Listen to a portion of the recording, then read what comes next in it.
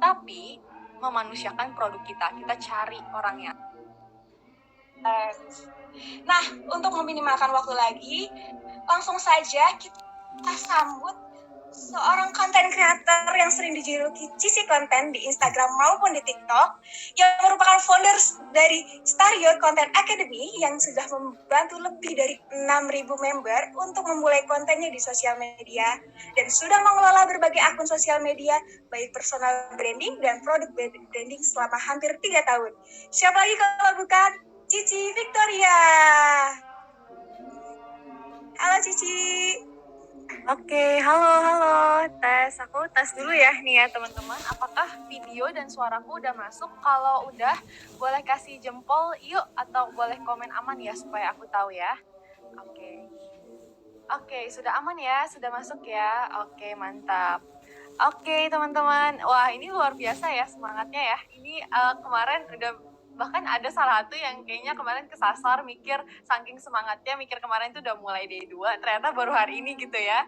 Nah jadi aku mau nyapa teman-teman juga nih di sini, gimana semangatnya buat day 2 hari ini? Boleh ya kasih api-api di komen yang semangat ya buat belajar, dan pastinya kosongin gelas buat terima ilmu baru nih hari ini. Karena bisa dibilang hari ini tuh adalah daging dari dagingnya gitu ya. Jadi hari ini teman-teman bakal belajar strategi konten yang dimana gak cuma di reel, sebenarnya teman-teman juga bisa terapin di carouselnya, di video panjangnya, segala macam. Yang paling penting kita tahu dulu nih gimana cari ide, cari strategi konten yang menarik buat orang simak gitu ya. Oke, nah tanpa berlama lagi, oh ya buat teman-teman yang kalau seandainya ngajak temennya ikutan bareng nih ya, boleh ya dicolek-colek ya. Soalnya ini ada beberapa peserta, sepertinya cukup banyak yang belum hadir ya malam ini. Nah, coba dicolek-colek kalau ada temennya nih yang segrup ya. Sambil aku share screen ya buat teman-teman di sini. Nanti kalau udah muncul screennya, aku minta tolong kasih tahu ya, komen aman atau kasih jempol ya di kolom komen ya. Oke. Ya. Sip. Sudah muncul ya teman-teman ya. Ini aku klik-klik slide-nya, sudah aman ya? Oke. Aman ya? Mantap ya? Oke. Oh, ada yang komen amin dong, bukan aman. Oke, mantap ya teman-teman, sudah aman ya. Oke, kalau gitu kita mulai sesi malam hari ini, dan aku mau ingetin teman-teman kalau dapat insight apapun dari sesi hari ini, boleh banget share di story, mention ke aku atau tag ke aku ya di Instagram @victoriawong68 ya teman-teman. Jadi boleh banget mention, bahkan aku sering banget sapa-sapa teman-teman di DM gitu ya. Jadi boleh share ilmunya dapat apa, atau mungkin sekedar kasih tahu kalau kamu hadir gitu ya malam hari ini gitu ya, supaya aku tahu nih siapa aja yang hadir dan apa yang kamu dapetin dari sesi hari kedua ini. Nah, oke teman-teman, jadi ini yang bakal kita pelajarin di hari kedua. Mungkin langsung aja ya kita terjun ke materinya ya, supaya teman-teman lihat ini tuh gimana saling connect-nya ke satu sama lain gitu ya. Oke, jadi yang pertama itu adalah kemarin kita udah belajar soal ngenalin target market. Jadi ini aku mau refresh dikit ya. Kemarin kita udah belajar soal ngenalin target market, dan juga gimana cara cari apa brand personality kita ya, apa kepribadian brand kita, dan juga gimana caranya supaya kita tuh bisa validasi gitu ya. Jadi nggak cuman kita tuh tahu target market kita siapa, tapi kita juga validasi. Siapa nih yang pas kemarin hari Selasa udah coba riset-riset atau validasi? Mungkin boleh absen ya di komen ya. Soalnya aku lihat ada beberapa teman-teman yang udah aktif, yang udah, bahkan ada beberapa yang posting story ya buat ngeriset, which is bagus banget ya teman-teman, langsung dipraktekin ya. Nah hari ini karena kita udah belajar fondasinya, kita mau belajar gimana caranya kita menyampaikan konten kita secara menarik. Nah pastinya sebelum kita membahas semuanya itu, kita perlu tahu dulu nih tujuan atau payung besarnya ya, garis besarnya kita mau menyampaikan konten itu biasanya dibagi jadi 2 jalur, antara personal branding atau produk atau business branding. Nah mungkin teman-teman di sini sudah memilih jalurnya teman-teman masing-masing, tapi mungkin buat yang galau atau bingung mau milih yang mana, nah itu bakal aku bahas ya. Oke, jadi untuk personal branding itu sendiri, nah kalau misalnya personal branding sesuai dengan kata-katanya teman-teman, personal branding ya, itu sangat fokus di kata-kata personalnya. Jadi bagaimana kita menjadi persona, menjadi seseorang yang dipercaya buat ngejawab masalah orang banyak dan ngasih solusi ke mereka. Ibaratnya orang tuh percaya sama aku dulu ya, orang percaya sama aku dulu, baru dia akan percaya sama gelas yang aku pegang ini, gitu ya. Jadi gelas ini tuh dipercaya orang bukan karena mereknya, bukan karena gelasnya, tapi karena aku yang pegang, gitu ya. Nah, jadi ini adalah tahapan di mana kamu tuh bangun rasa percaya orang sama diri kamu, sehingga nanti apapun yang kamu jual, apapun yang kamu promosikan, apapun yang kamu endorse, segala macam, orang akan percaya, karena mereka melihat itu sebagai solusi, bukan sebagai promosi, ya. Nah, itu product branding. Oke, selanjutnya adalah itu tadi personal branding. Nah, selanjutnya adalah product branding. Nah, seperti yang teman-teman bisa lihat di sini, jadi di sini aku kasih contoh dua konten ya teman-teman, karena product branding ini nggak hanya sebatas kita menunjukkan produk, tapi juga bisa berupa logo company kita atau kayak di sini womanpreneur gitu ya. Intinya kalau product branding ya teman-teman, itu yang dikenal tuh adalah mereknya atau brandnya. Jadi tetap ada unsur manusianya, tapi kita mencari orang atau kita mencari persona yang dipercaya buat ngejawab masalah market dan kasih solusi. Jadi bukan kita nih yang muncul sebagai orangnya gitu ya, bukan kita yang muncul sebagai persona, tapi kita mencari sosok manusianya yang lain. Contoh brand ambassador, model, tim kita, klien atau customer kita gitu ya. Jadi kita menyampaikan pesan kita bukan dari kitanya sendiri, tapi kita lewat orang-orang ini gitu ya. Jadi nanti pada akhirnya ini tuh akan berujung di mana tuh orang-orang akan kenal kita, akan kenal merek kita tuh karena mereknya, karena dipegang oleh selebriti ini, karena dipakai oleh customer ini, karena terbukti di sini gitu ya, bukan karena kitanya gitu ya. Nah, makanya di sini aku tunjukin satu kontennya, yaitu ini dia pakai logo aja gitu ya, dengan teks-teks gitu ya.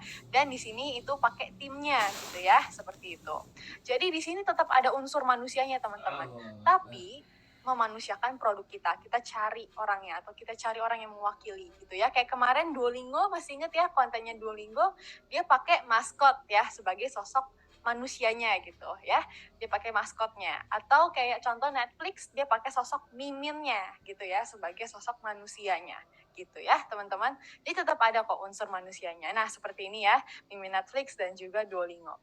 Nah, sekarang mungkin teman-teman udah tahu nih, oke, Ci, itu personal dan product branding. Oke, yang mana yang lebih oke buatku ya? Kedepannya bagusan yang mana ya, Ci? Ambil jalur yang mana gitu ya?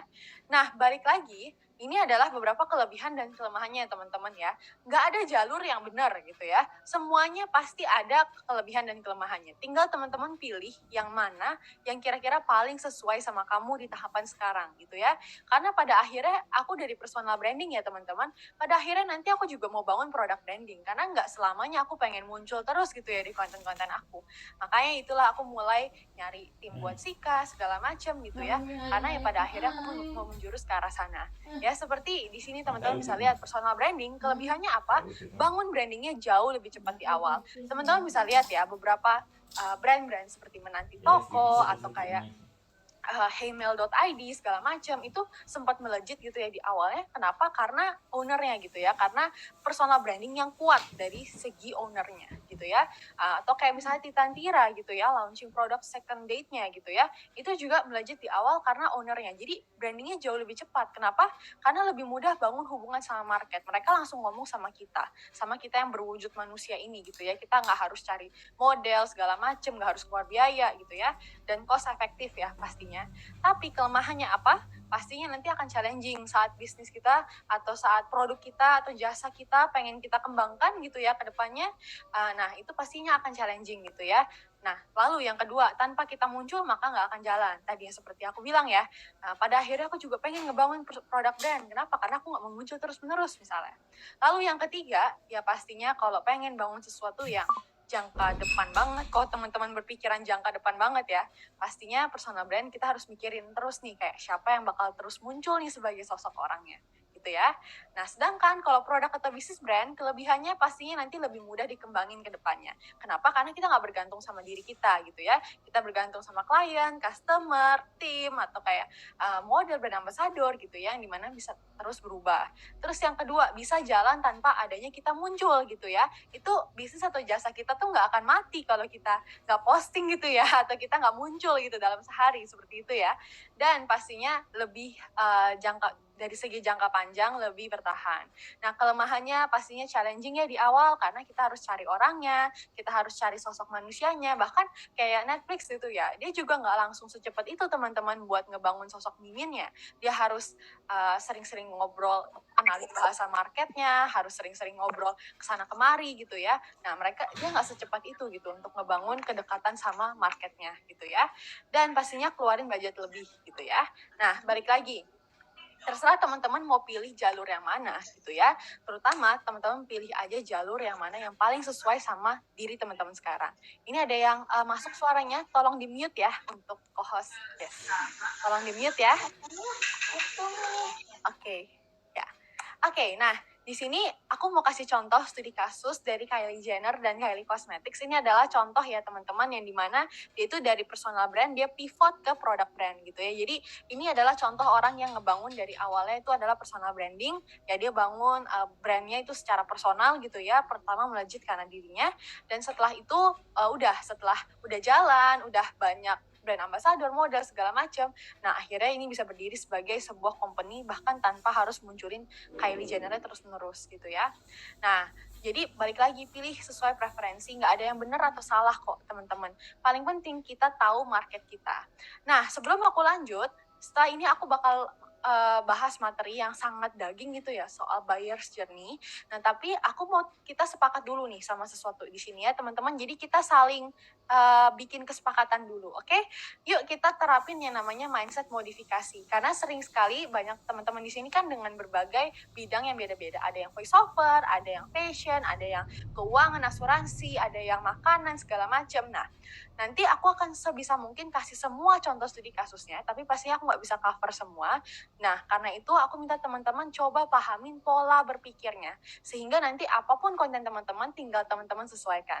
Oke? Jadi sepakat ya teman-teman, yang sepakat dan setuju, boleh ketik oke di komen atau sepakat atau setuju, bebas ya. Oke, sepakat, setuju gitu ya, bebas ya teman-teman. Yang penting kita sama-sama deal dulu nih ya. Oke? Oke, kita siap. Oke, mantap ya. Sepakat, sepaket. Kok sepaket? Ada yang ngomong sepaket. Setuju. Oke, mantap ya teman-teman ya. Oke, nah kita masuk ke materi dagingnya, yaitu adalah buyer's journey. Nah, jadi menurut aku ini bisa dibilang salah satu kuncinya ya aku bikin konten. Sekarang itu untuk penjualan aku ataupun misalnya klien-klienku pun itu mostly dari organik teman-teman. Kebanyakan dari organik, hampir 90%-nya itu dari organik. Kenapa? Karena memanfaatkan yang namanya buyer's journey ini ya teman-teman. Yaitu strategi gimana kita tuh memahami perjalanan seseorang dari orang asing sampai dia tuh menjadi seorang customer atau loyal fansnya kita. Nah, kita perlu cari tahu nih, kira-kira market atau audiens kita tuh sekarang ada dalam tahapan mana, supaya kita bisa bikin konten yang tepat buat mereka. Percayalah semua orang ya, teman-teman, itu akan melewati buyer's journey ini. Karena semua orang juga dulunya itu adalah orang asing yang masa bodoh dan gak kenal sama kita, gitu ya. Nah, gimana caranya supaya kita tuh bisa ubah mereka yang asing-asing ini gitu ya, sampai akhirnya mereka mau percaya kita, follow kita, bahkan gak cuman sampai di situ, bahkan sampai akhirnya mereka mau beli atau bahkan jadi fans atau klien atau customer kita gitu ya. Nah, itulah yang disebut dengan buyer's journey. Nah, tujuannya apa supaya kita tahu buyer's journey ini ya? Pastinya pertama, kita pengen cari tahu apa konten winning kita atau konten berhasilnya kita tuh seperti apa. Karena itu kita harus coba nih semua stepnya. Terus yang kedua, ya pastinya kita nggak pengen ya orang-orang yang kepoin kita cuman stuck di bagian followers doang, jadi followers doang gitu ya. Tapi kita pengen ubah mereka jadi fans atau klien atau customer kita. Nah, oke, ini adalah tahapannya ya teman-teman. Jadi setiap orang itu akan melewati 4 tahapan ini sampai akhirnya dia dari orang asing sampai dia masa bodoh gitu sama kita atau nggak peduli sampai akhirnya dia tuh ke tahapan action di mana dia udah beli atau udah percaya sama kita. Nah, tujuan konten kita adalah membawa dia dari tahapan ini sampai ke tahapan action. Oke, aku bakal jelasin satu-satu ya teman-teman ya levelnya. Level unaware ya, sama sesuai namanya, ini adalah intinya nggak sadar gitu ya. Jadi orang-orang dalam tahapan ini tuh sebenarnya mereka tuh sesuai sama target market kamu ya. Cuman mereka belum sadar masalahnya apa. Ibarat itu kayak contoh misalnya kamu nargetin orang-orang yang butuh skincare gitu ya, supaya kulit mereka bisa tambah sehat segala macam. Nah, orang-orang dalam tahapan ini itu adalah orang-orang yang sebenarnya kulitnya bermasalah, tapi mereka aja nggak sadar pentingnya skincare itu apa gitu ya. Jadi bahkan mereka nggak peduli, nggak sadar, dan juga merasa nggak perlu gitu ya. Jadi ini adalah orang-orang dalam tahapan unaware. Padahal mereka itu sesuai sama target market kita.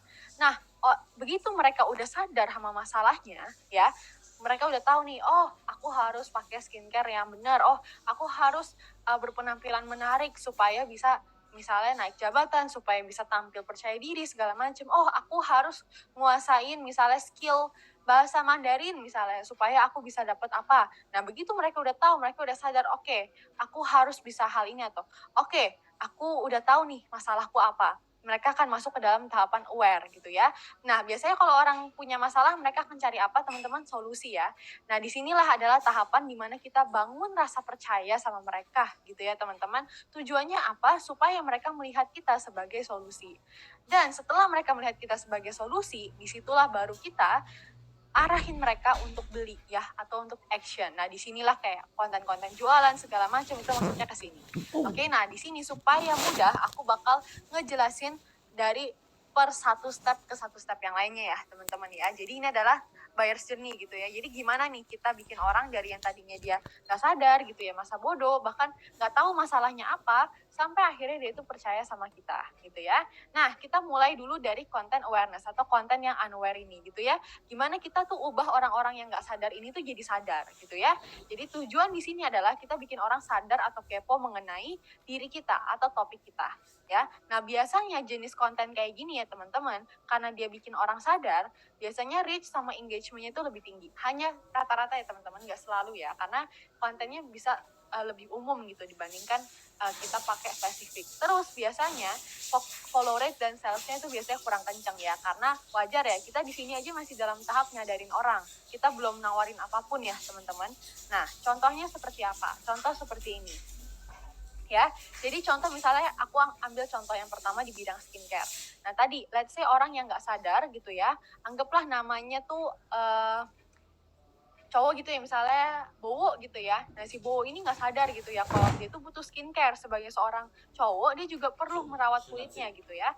Nah oke, jadi coba kita kasih konten, karena kita mau nyadarin dia dulu nih, kita kasih konten contoh misalnya, kebiasaan buruk yang bikin kamu glow down. 1, sering cuci muka pakai air keran doang. 2, sering begadang segala macam. Nanti kan si Bowo lihat nih kayak, wah ini kan aku semua gitu ya. Atau kita bikin konten, kulit kamu udah kayak begini padahal umur kamu masih belasan.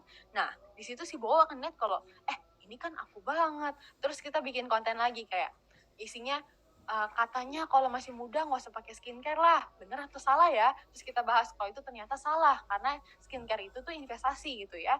Jadi skincare itu buat nanti kedepannya akan bikin kulit kita seperti ini dan nggak akan nimbulin ketergantungan. Nah si Bowo kan lama-lama dia akan mulai mikir, wah bener juga ya, aku tuh harus ngerawat kulit aku loh, aku cowok aja tuh tetap harus ngerawat kulitnya aku buat kedepannya misalnya. Nah begitu dia mulai sadar, baru dia masuk ke dalam tahapan aware. Atau contohnya misalnya teman-teman di sini ada yang jualan snack mungkin. Nah, misalnya contoh ambil aja frozen food gitu ya, dan targetnya kamu adalah ibu. Oke, boleh tolong di mute ya teman-teman ya, supaya tidak mengganggu sesi acara ya. Oke ya.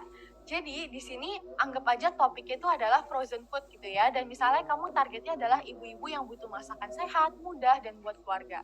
Oke, nah dalam tahapan ini kita nggak langsung kita ngomong kayak ini adalah frozen food kita yang enak segala macam, punya kelebihan ini, enggak ya. Tapi kita harus nyadarin dulu nih ya, ke ibu-ibu ini mungkin kita akan posting sesuatu yang nggak langsung relate sama frozen food, tapi setidaknya kita menarik target marketnya dulu gitu ya. Contoh, misalnya kita bisa bikin konten yang relate sama mama kayak kalau mama kurang tidur karena terlalu sibuk kerjaan itu efeknya bisa begini loh. Atau misalnya pernah nggak sih Bu kayak selalu pusing tiap kali mau siapin masakan gitu, atau pusing siapin masakan buat keluarga atau apa. Nah itu adalah konten-konten dalam tahapan ini. Jadi kita fokusnya tuh kita berusaha menjangkau marketnya dulu gitu ya. Tapi kan Ci agak di luar topiknya aku. Nah seperti aku bilang kemarin ya teman-teman, justru kita dengan menentukan niche, kita punya ruang buat bereksperimen. Selama kontennya kita itu diminatin sama target market, nah boleh banget kita bahas sesuatu yang mungkin agak beda gitu ya dibandingkan topik kita. Kayak contoh makeup, kadang-kadang mungkin bisa bahas skincare, styling rambut, segala macem. Nah, sama halnya dengan hal ini gitu ya, seperti itu. Atau contoh misalnya teman-teman topiknya baju ya, fashion, misalnya teman-teman fokus ke thrift shop gitu ya, baju thrifting lah yang stylenya Korea. Nah, target marketnya gadis mungkin umur 20 sampai 25, suka style casual, budget friendly gitu ya. Nah, kira-kira selain mereka tertarik fashion gitu ya, mungkin dalam tahapan ini kita kan mau kumpulin dulu nih gadis-gadis ini gitu ya. Nah, mungkin selain kamu post OOTD, kamu bisa posting sesuatu yang lebih general, lebih umum, contoh kayak rekomendasi drakor atau tips glass skin ala cewek Korea misalnya. Jadi dalam tahapan ini tuh kamu posting sesuatu yang narik dulu nih, jangkau dulu market kamu gitu ya. Atau contohnya asuransi ya teman-teman. Nah, jadi di sini kita nggak langsung nih ngomongin kayak benefit untuk punya asuransi atau asuransi A itu bentuknya seperti ini bla bla bla. Enggak ya teman-teman, tapi kita perlu bikin dulu nih konten yang sekiranya ngejangkau target market kita dulu kayak gitu. Jadi contoh di sini, kamu menargetin pasangan muda yang mau aman secara finansial sebelum bangun keluarga. Nah, berarti kan di sini belum tentu mereka tuh langsung tertarik kalau kita belum apa-apa ngomong asuransi. Nah, disinilah kita edukasi mereka dulu seputar keuangan-keuangan yang basic. Contoh misalnya, kita sadari mereka dulu nih pentingnya dana darurat, pentingnya punya apa, bahkan gini, soalnya biasanya nih ya orang-orang yang udah tahu pentingnya asuransi, mereka harusnya udah cukup paham dana darurat segala macam itu penting, financial freedom itu penting segala macam gitu ya. Contoh misalnya konten seperti ini.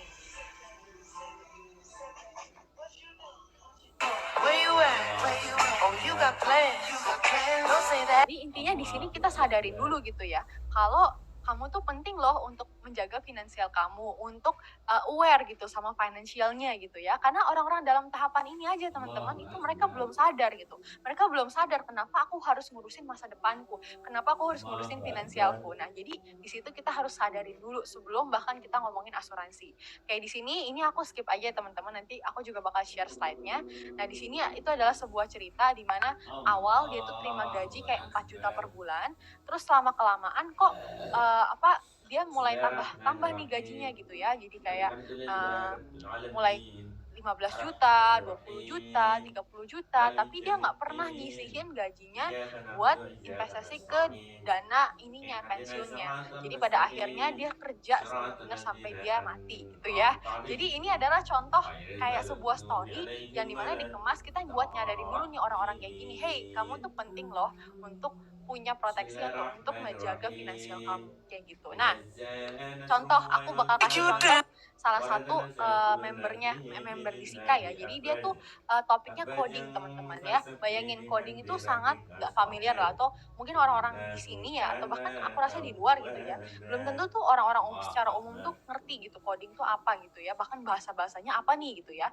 Nah, karena itu dia coba balik lagi, dia coba memahami kira-kira market aku kalau di dalam tahapan nggak sadar, gimana nih aku bikin mereka sadar kerennya coding tuh seperti ini atau pentingnya coding tuh seperti ini. Jadi dia bikin konten ya teman-teman, yaitu adalah bikin Instagram jadi verified cuma 30 detik. Nah, di sini secara nggak langsung tuh ini 1 juta lebih gitu ya orang-orang yang nonton, dan dia tuh nunjukin the power of coding gitu ya di sini. Jadi dia dapat followers, dapat viewers, dan sesuai juga sama market dia yang masih belum tahu soal coding gitu ya. Aku bakal play. Let me take you dancing. Like da da da da da da da da da da da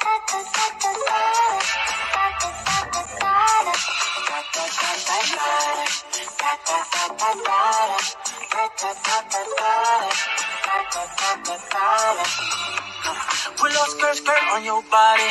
It's just us two in this party. That Louis, that Prada, looks so much better off you. Turn me up, be my way.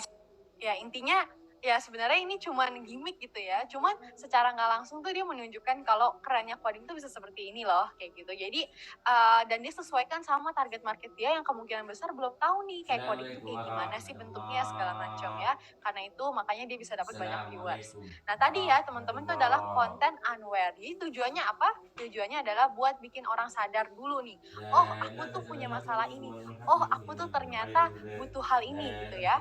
Dan sesuaikan sama topiknya teman teman-teman. Tadi ya, nggak semua konten tuh kita perlu nyadarin orang. Mungkin kalau yang tadi jualan makanan, frozen food, atau jualan baju, ya kita nggak perlu nyadarin orang lagi kayak pempek itu adalah asal usulnya dari Palembang gitu ya. Nggak harus itu ya, tapi yang kita lakukan apa? Kita coba menjangkau orangnya. Contoh misalnya kita bisa posting kuliner yang wajib dicoba pas di Palembang, salah satunya pempek misalnya. Atau kita tunjukin kayak pas kita lagi mukbang di Palembang segala macem, atau tadi baju gitu ya, kita bukan kita jelasin kayak pentingnya buat berpenampilan menarik ya, orang nggak harus dijelasin ya teman-teman, tapi kita sesuaikan. Oke, misalnya aku targetin tadi ya cewek-cewek yang suka Korea segala macem. Oke, selain dari mungkin aku post OOTD segala macem, nah kira-kira apa yang mereka minati juga ya, kayak mungkin aku buat ngumpulin nih orang-orang yang sesuai target market aku, mungkin aku sesekali harus posting rekomendasi drakor, atau mungkin sesekali aku posting soal tadi tips glass skin segala macam dan lain-lainnya gitu ya. Nah, tadi adalah konten unaware. Nah, setelah orang-orang ini udah sadar nih ya teman-teman, kayak oke, aku udah sadar masalahku, atau oke, aku mulai notice nih si ini tuh suka posting konten yang sesuai banget sama aku. Nah, gimana sekarang nextnya tuh adalah kita ngebangun konten yang membangun rasa percaya. Atau biasanya nih ya, kalau teman-teman sering baca di internet, ini adalah konten yang memberikan value atau nilai ya. Jadi setelah orang sadar atau kepo, disinilah baru kita edukasi seputar topik kita. Ya, contohnya seperti apa? Nah, contohnya seperti ini. Kalau skincare ya pastinya kita mulai memberikan mereka solusi-solusi. Entah itu tips edukasi, kita mulai ngebahas soal skincare-nya, soal yang permasalahan yang mereka alamin sehari-hari gitu ya. Karena kan mereka udah sadar nih ya. Pasti orang sadar kan mereka akan mencari solusi nih atas masalah mereka. Atau kita juga bisa bikin konten yang menghibur segala macam. Nanti aku akan jelasin ya di variasi ide konten. Nah, ini untuk skincare. Atau untuk frozen food. Nah, disinilah kita mulai kayak mengedukasi, contoh bikin suami betah masak ini yo bun, atau magic tips buat mencairkan frozen food dalam sekejap. Jadi di sini kita mulai nih ngebahas soal tips-tips masaknya gitu ya, soal frozen food kita, bahkan kita udah bisa mulai soft selling gitu ya. Jadi kan ini dia ngejelasin gimana mencairkan frozen food sambil dia tuh secara tidak langsung menyelipkan jualan dia lah kayak gitu. Itu frozen food. Kalian mau makan makanan? Oke, ini kayaknya sebentar ya teman-teman, slide-nya error. Oke, sebentar ya. Harga Pernah nggak sih kalian mau makan makanan tapi masih keras banget kayak batu? Nah, kayak gitu ya. Jadi di sini udah mulai ngebahas soal tips. Nah, kalau konten baju, nah disinilah kita udah mulai ngebahas OOTD-nya, atau katanya orang-orang pikir kalau nge-trip itu style-nya jadul-jadul. Nah, ternyata enggak loh, ini buktinya gitu ya. Kita mulai tunjukin style-stylenya gitu ya. Kenapa orang harus kepoin thrift-nya kita. Nah, seperti itu. Jadi di sini udah mulai lebih ke arah kita membahas ke topik kita gitu ya, teman-teman. Ya, contohnya seperti ini aku play singkat aja ya, karena loadingnya juga agak lama gitu. Nanti teman-teman bisa cek langsung kok di slide-nya ya, udah ada full lengkap sama videonya. Harga operasi. Atau kalau kayak asuransi gitu ya. Nah, disinilah kita udah bisa ngomongin soal asuransi kita gitu ya, karena kan setidaknya orang yang tadinya masih belum melek secara finansial nih, atau melek secara masa depannya, belum peduli gitu ya. Nah, sekarang kan dia udah mulai peduli, dia udah mulai sadar. Nah, disinilah baru kita ngomongin soal pentingnya asuransi, apa itu asuransi, atau kita bisa bilang kayak belajar asuransi dari siapa, dari influencer ini segala macam kayak gitu. Jadi di sini kita udah mulai ngebahas ke inti materinya ya. Nah, baru yang terakhir nanti biasanya setelah orang kita udah bangun dengan konten-konten yang membangun rasa percaya, maka akan mulai timbul rasa percaya kan ya di orang itu, teman-teman, kayak wah, ini tuh bisa dipercaya, kayaknya nih kontennya tuh selalu relate ke aku, kontennya selalu ngasih gak cuma edukasi, tapi aku tuh merasa kayak benar-benar dipahami banget. Nah, disitulah begitu mereka mulai ada rasa percaya, kita baru konten sell, atau kita ubah mereka dari tadinya menganggap kita sebagai solusi gitu ya, akhirnya mereka membeli produk kita ya. Contohnya di sini pastinya konten-konten yang jualan ya, biasanya ya udah pasti engagementnya biasanya lebih rendah segala macam, tapi biasanya konten-konten yang ini yang paling menjual ya. Contohnya misalnya kayak gini ya. Nanti aku bakal juga kasih contoh lebih banyak ya teman-teman, bedanya soft selling sama hard selling, tapi ini secara garis besarnya ya, ini untuk yang soft selling ya. Oke, ya, kita sambil tunggu loading. Intinya yang soft selling ini tuh adalah ya, dia menjual serumnya secara soft sell gitu, dia taruh di harga. Nah, Nah, jadi kan ini dia tunjukin nih step-stepnya gitu ya buat ngerawat tanamannya. Nah, 3, dia tulis masukkan air dan jangan lupa teteskan serum ajaib. Nah, jadi kan secara nggak langsung dia soft selling nih teman-teman, dikemas dalam konten edukasi gitu ya. Jadi dia jelasin step by step, dia taruh produknya di akhir gitu. Jangan lupa teteskan serum ajaib. Jadi pada banyak tuh yang nanya di komen, serum ajaib apa kak? Oh, serum ajaibnya itu kamu bisa beli di tempat kami gitu ya. Terus kalau yang hard selling udah pasti langsung ngejelasin detail produknya seperti ini. I want is you, it takes two, 'cause all I want is Ya ini dia langsung jelasin gitu ya, bahkan sampai harganya segala macam. Nah itu lebih ke arah hard selling ya, seperti itu. Nah itulah yang disebut dengan konten buyer's journey gitu ya, atau konten journey gitu ya. Nah sekarang aku mau kasih contoh misalnya ya, let's say kita mau nargetin wanita usia 20-an yang mau turunin berat badan tanpa kekurangan nutrisi dan tanpa harus ngelewatin pola diet yang salah. Nah jadi gimana teman-teman strategi kontennya? Anggap aja nama wanitanya Ani gitu ya, Ani gitu ya. Jadi si Ani ini dalam tahapan unaware, belum sadar, gimana kita sadarin dia? Misalnya kita bisa bikin konten kebiasaan buruk saat ngantor, cek gitu ya. 1, sering jajan sana kemari. Misalnya 2, sering diajak-ajak keluar, nggak pernah nakar kalori makanannya segala macam. Nanti kan si Ani akan mulai sadar, wah ini kan kebiasaan buruk aku semua nih. Atau kayak kita bisa bikin konten yang lucu juga, misalnya cita-cita badannya kayak Gal Gadot tapi hobinya malah rebahan. Nanti kan si Ani akan mulai, oh ya itu kan aku banget gitu ya. Nah jadi dalam tahapan ini adalah kita bikin si Ani ini sadar dulu kalau oke, aku harus ngejaga kesehatan badan aku, atau oke, aku tuh kalau misalnya mau turunin berat badan harus dengan cara yang benar, jangan sampai aku tuh kekurangan nutrisi gitu ya. Jadi kita sadarin si Ani dulu. Nah begitu kita udah bikin konten-konten ini gitu ya, dan dia mulai sadar, oke, aku harus ngejaga pola makan aku harus ngejaga berat badan aku dengan benar nih. Nah begitu dia udah mulai masuk ke dalam tahapan aware atau sadar, disitulah kita mulai bangun konten-konten yang kasih rasa percaya gitu ya. Kita mulai bahas pola diet sehat, mitos-mitosnya, workout yang pas buat buat keseharian dia segala macam gitu. Nah begitu si Ani ini akan sering nih ya lihat konten-konten dari kita yang bangun rasa percaya, lama-kelamaan dia akan percayakan sama kita kayak, wah ini kontennya pas banget nih buat aku. Nah begitu dia udah mulai percaya, dia lihat kita sebagai solusi, nah disitulah baru kita kombinasikan dengan konten-konten yang baik ya, testimoni, beda program kita dibanding yang lainnya dan segala macam ya. Jadi ini adalah tahapannya teman-teman.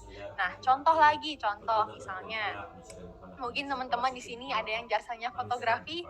Nah jadi balik lagi ya, aku selalu saranin kan dari kemarin pentingnya untuk nentuin target market spesifik. Kenapa? Karena akan sangat mudah nantinya buat kamu nentuin buyer's journey-nya ini juga gitu ya. Contoh kamu niche-nya atau target marketnya adalah fotografi wedding gitu ya.